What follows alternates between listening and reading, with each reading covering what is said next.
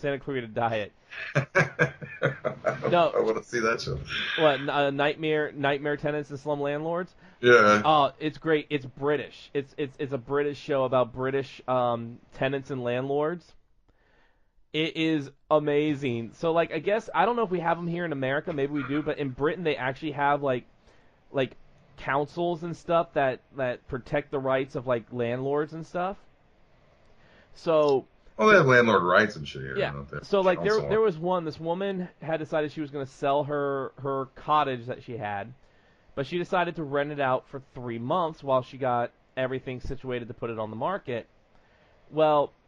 The tenant that rented it from her ended up not paying rent and stayed there for 5 years.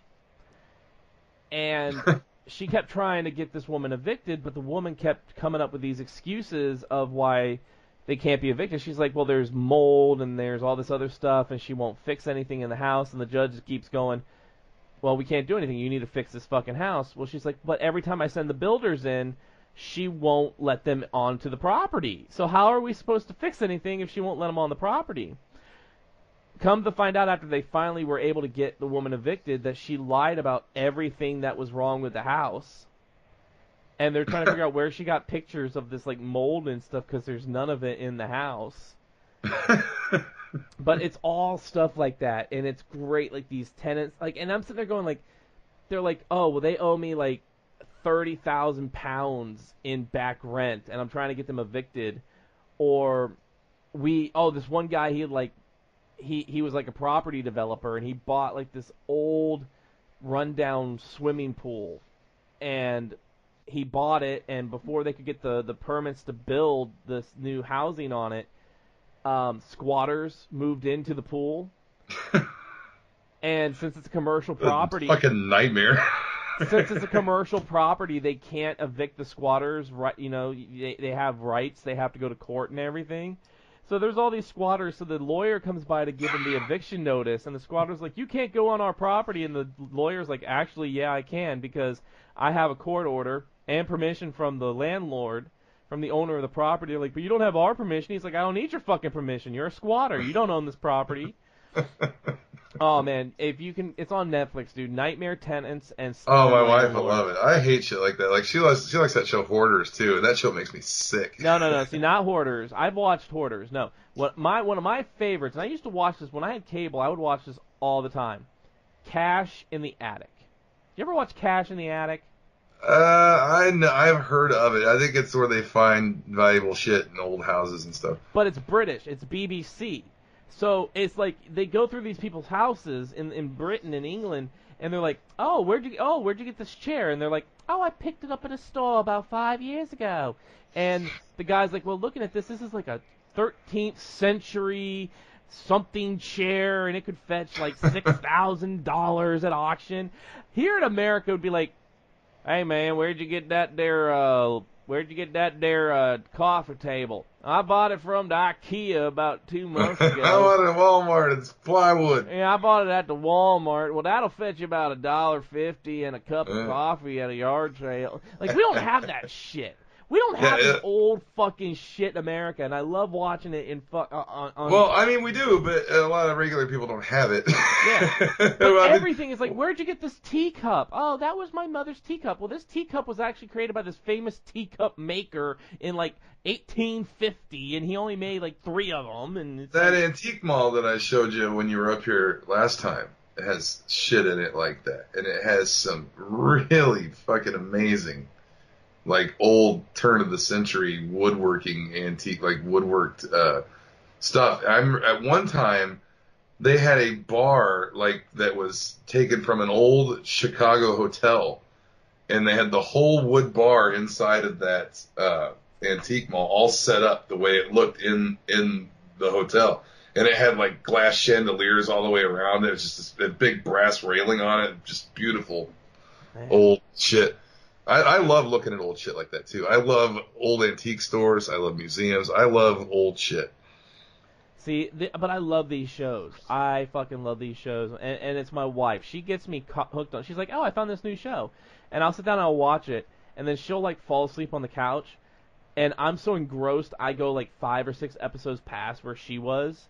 because I'm just like I can't stop. Oh, I'll get watching. murdered. I'll get murdered if I do that. I was trying to watch. I was trying to watch The Punisher, and you know how bad I love The Punisher, Oh, yeah. man. But that came out. I wanted to watch that.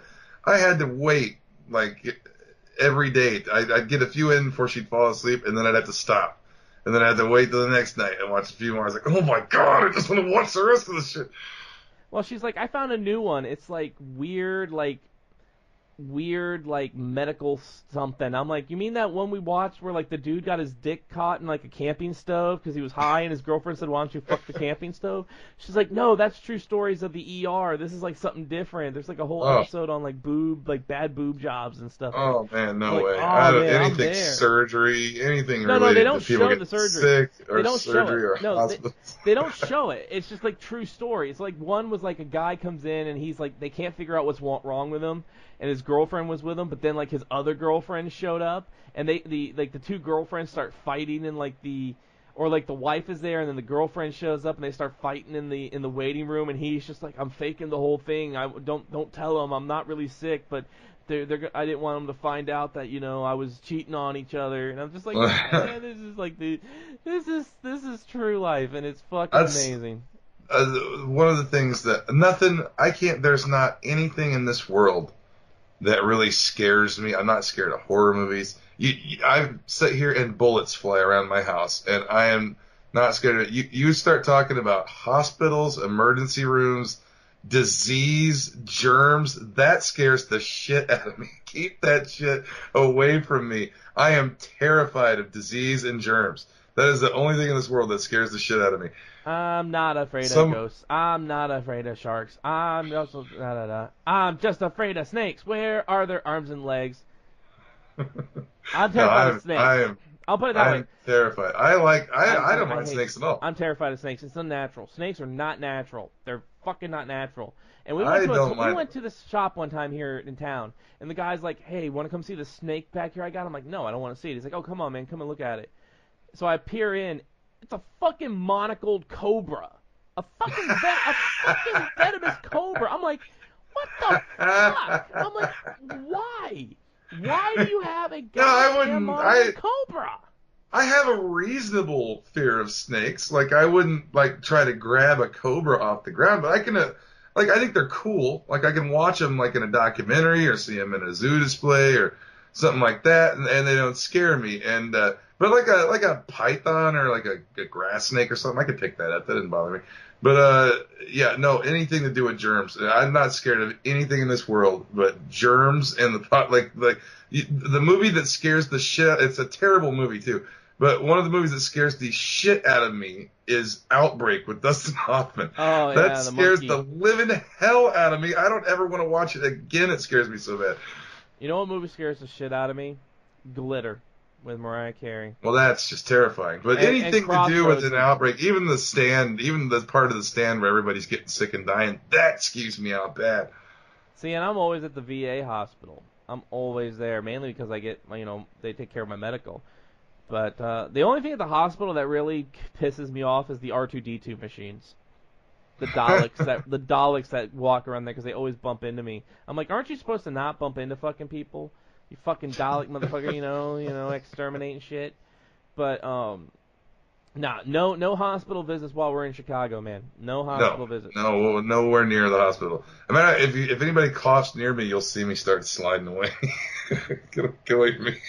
I am good to go.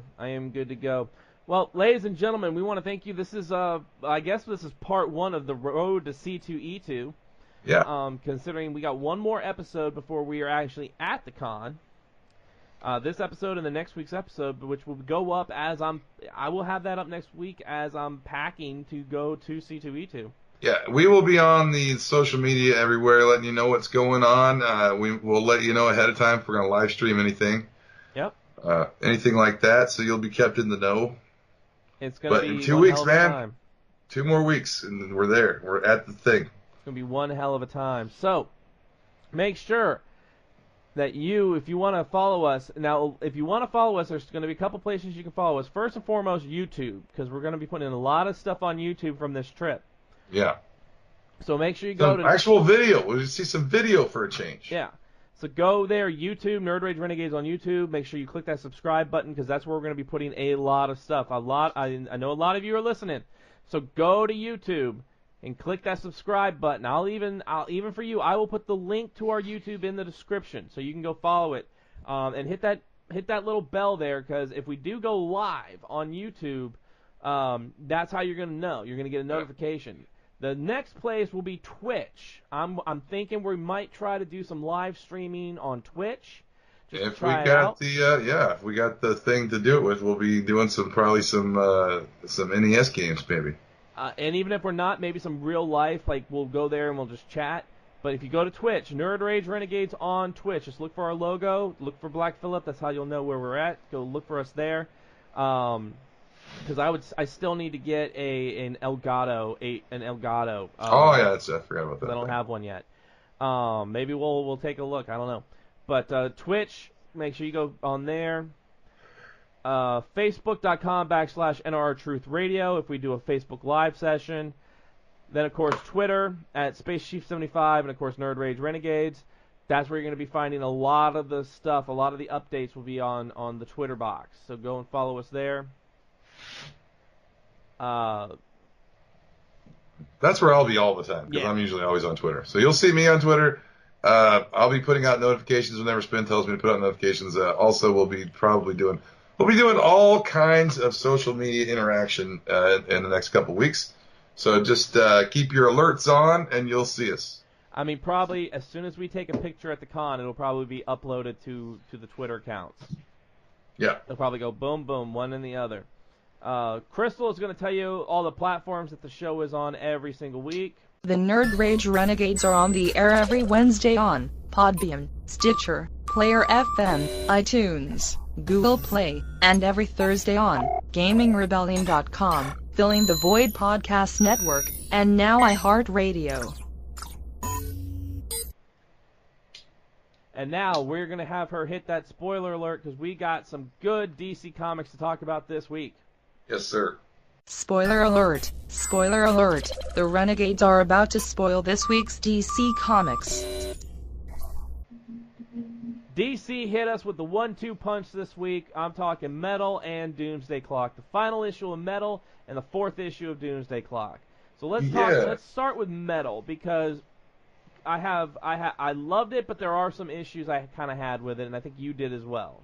Yeah, and if it's what I think it is, we probably have the same issue with it. I really liked it. I love that Batman. One of the parts that I really, really loved is Batman grabbing the Joker dragon and saying, "I've got a ride," and just gets on it and flies it where he's got to go. Yeah. Because Batman is a hard ass. But to me, my main problem was that it seemed like there's the everything. It's just been one disaster after another for the Justice League and all of this. And you got Wonder Woman and Hawkgirl are fighting their way to get the Hawkman's mace to the top of the mountain where everybody's at, where the tuning fork thing is. And so they're fighting and everything. And everything is hopeless, and then all of a sudden Detective Chimp shows up, and then everybody's got 10th metal armor on, and then everything's okay, and they all stand in a prayer circle, and everything works out just fine. And I just thought, wow, it really skipped over a lot of shit here. It almost seems like this should have been, like this should not have been the last issue. Like there should have been one more issue. But there should have been at least a couple more pages or something. Yeah, because they really didn't do it. Like it seemed like a lot of stuff had to do with music or tones or sounds, and then they really built up like Detective Chimp and these other people were going to play this gigantic role in the final battle, and the music, like they made a big deal out of his musical training before he was intelligent. And they made this big deal out of the music. None of that came into play. Detective Chimp showed up with Frank Miller's Dark Knight Batman and a bunch of other things from Universe 53, and they just came in and started fighting. And then it was over. Yeah, and that's it. And then in the next couple of panels, all of a sudden Wonder Woman, Batman, and Superman come flying out of the dark dimension. They do a Care Bear the stare. dark multiverse. Yeah, they come flying out with 10th metal now that we've never heard of before. Yeah.